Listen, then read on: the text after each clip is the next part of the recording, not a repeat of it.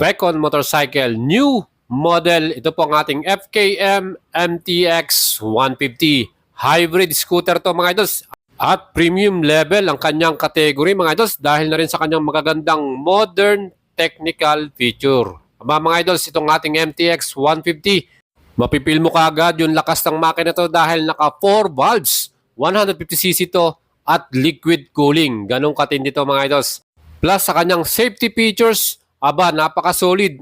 Meron naman tong equipped na dual channel ABS at meron din siyang traction control system. Mga idols, ano pang iniintay ninyo?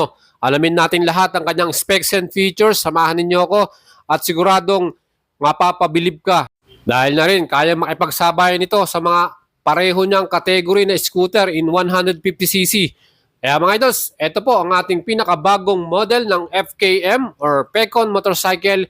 At kung gusto niyo pong bumili nito, ito po ay available na rin dito sa Pangasinan via Carmack Motor Corporation. Kaya mga idols, ito po ang ating feature for today. MTX 150 Hybrid mga idol.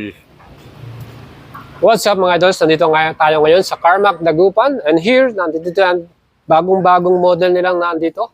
Ito pong ating MTX 150. Ang presyo nito, SRP 139,000. Kung bibili niyo po ng cash, plus 3,000 para sa ating LTO, 142,000. Ang down payment naman, 30,000 and 36 months, 6,000 plus mga idol. Gusto po ninyo ito, meron tayong dalawang kulay, meron tayong black at white color. At sa design ng ating scooter na to mga idols, ibang level din. Ang ganda ng tignan at very aggressive yung kanyang front face plus yung kanyang mismong pairings, talagang quality at premium ang datingan.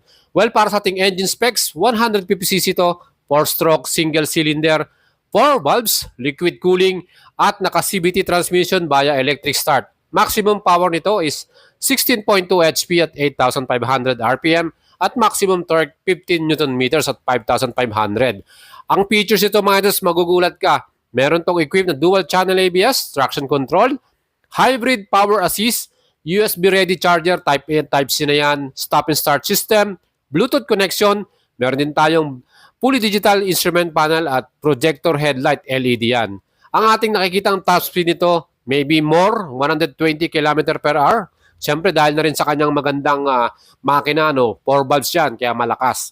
At yung kanyang aggressive design ng kanyang front face, talagang masasabi natin, kakaiba to. Ibang level yung kanilang ginawa dito. Para sa ating front suspension, again, telescopic conventional forks to.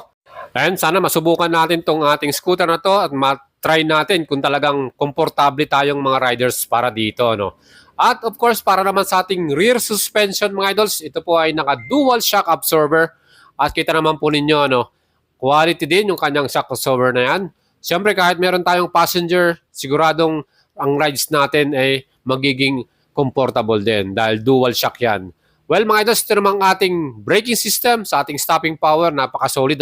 Yung front brake natin, naka-wavy, single disc, 2-piston caliper by QJ Motors at equipped po ito ng anti-lock braking system. Doon tayo bumawi.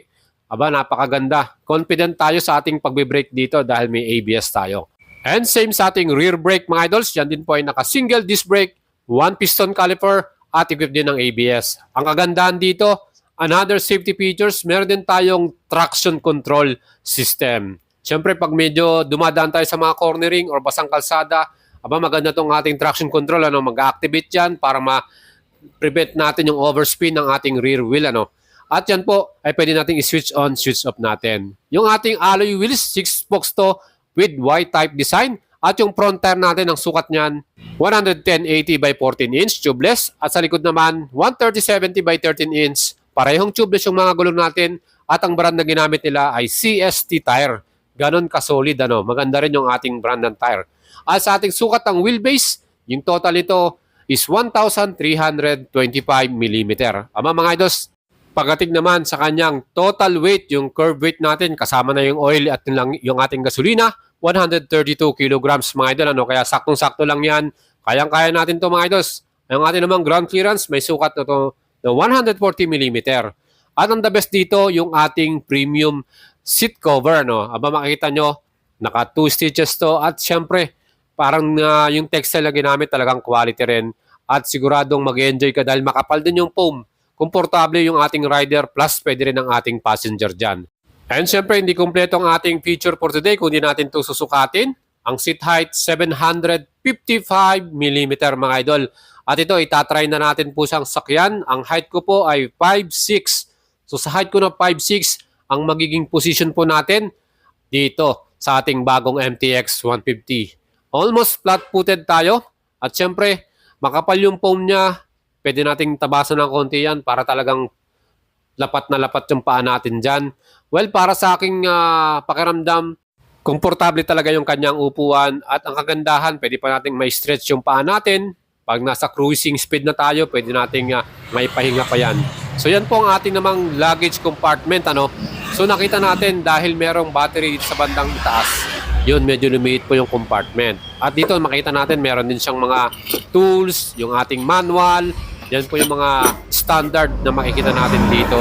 Plus syempre yung ating luggage compartment na to, pwede natin ilagay yung mga dala-dala nating mga ibang essential natin, yung mga gamit natin, gaya ng raincoat, ang ating mga iba pang dala-dala, no?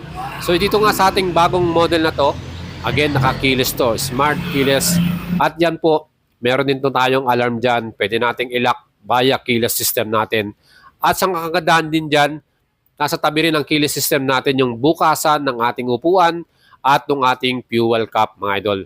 So pag nagpapagas po tayo, nandyan sa gitna yung ating fuel cap, isang tap mo lang dyan, mabubuksan nyo na yan. Convenient sa atin, At ang fuel capacity nito, 8 liters, mga idol.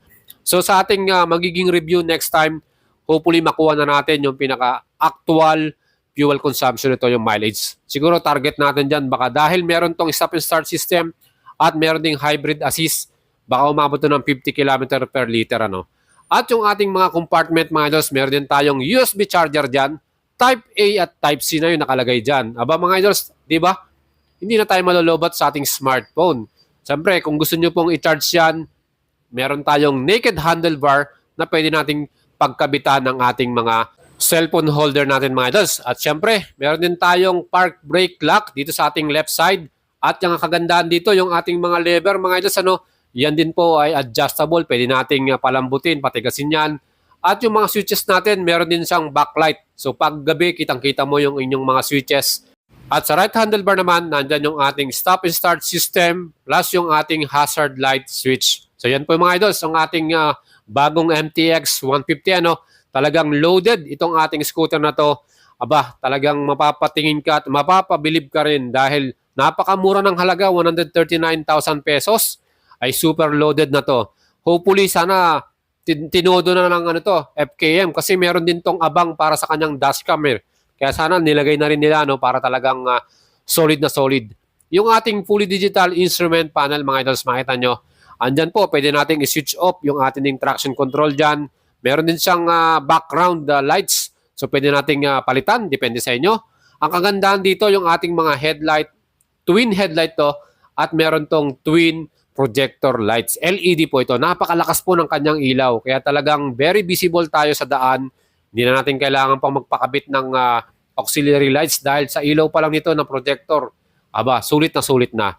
Yung ating bandang ibabaw, nandiyan naman yung ating indicators or signal lights natin. At LED rin po ang ginamit niyan. Plus yung ating taillight, mga idols, napaka-modern din ang design.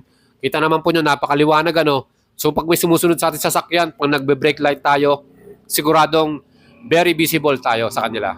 Kaya itong ating bagong scooter na to from FKM MTX 150 Hybrid, aba mga idols, sinubukan na po nila sa kanilang test ride to. Talagang mapipil mo yung power ng kanyang makina because of the 4 valves, liquid cooling. At syempre, sa atin namang presyo, napakamura, very affordable, 139,000 pesos, down payment 30,000 pesos, 24 months 8,230 at 36 months 6,675. Pwede nyo na po itong mabili dito po sa Carmack Motors. Meron silang FB page, Carmack Motors. At kung gusto nyo pong i-check yung kanilang mga store, you can check out yung kanila ding FB page. Of course, dito sa ating video description, tingnan nyo rin yung mga ibang location ng mga FKM Motorcycle Store. And sa mga subscriber po natin na nag-PPM po sa akin, saan po yung location ng mga store ng FKM, you can check out their FB page, mga idol. Again, huwag niyong kalimutang i-subscribe ang ating YouTube channel. And supportahan niyo po ako dito sa ating FB page, Boy Salavarria, Follow nyo po yung ating FB page at subscribe kayo sa ating channel mga idols. Salamat po sa inyong suporta. Malapit na tayo mag 100k subscriber. At syempre, super salamat po at sa inyong pagtitiwala sa atin mga idols. Again, hindi tayo titigil na magbigay sa inyo ng magandang content at vlog in the future. Ciao mga idols at ride safe palagi.